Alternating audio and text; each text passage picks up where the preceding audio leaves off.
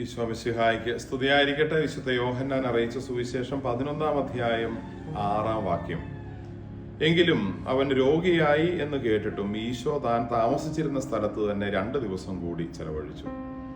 ലാസർ, ഈശോയുടെ സ്നേഹിതൻ, രോഗബാധിതനായി മരണാസന്നനായി എന്നറിഞ്ഞിട്ടും അവിടേക്ക് പോകാതിരുന്ന് പിന്നീട് ലാസറിനെ മരണശേഷം ഉയർപ്പിക്കാൻ ചെല്ലുന്ന തിരുവചന ഭാഗത്തു നിന്നാണ് ഈ തിരുവചനം.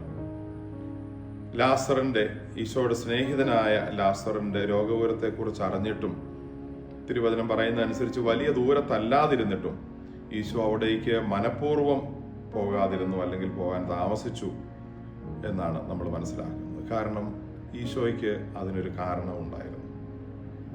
തൻ്റെ സ്നേഹിതനു വേണ്ടി താൻ ഏറെ അടുപ്പം കാണിച്ചിരുന്ന ആ കുടുംബത്തിലെ ഒരു പ്രിയ അംഗത്തിന്റെ രോഗവിവരം അറിഞ്ഞിട്ടും ഈശോ ചെല്ലാതിരുന്നത് അവരോട് സ്നേഹമില്ലാതിരുന്നത് കൊണ്ടോ അവർക്കൊരു ബുദ്ധിമുട്ട് വന്നപ്പോൾ അവരെ ഉപേക്ഷിച്ചത് കൊണ്ടോ അല്ല.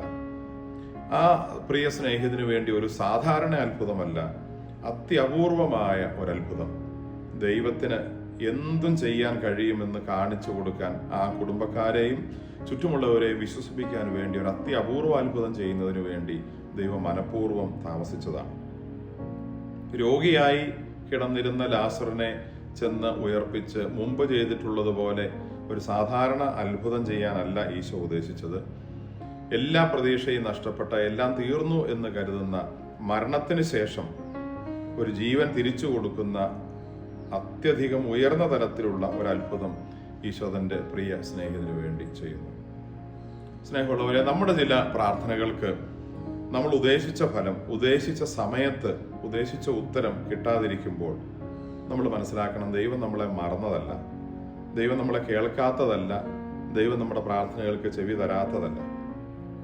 അതിനപ്പുറത്ത് നമ്മൾ ദൈവത്തോട് വിശ്വസ്തരായി നിലനിൽക്കുന്നെങ്കിൽ ദൈവം നമുക്കായി അതിലും വലുത് എന്തോ കാത്തുവച്ചിരിക്കുന്നു.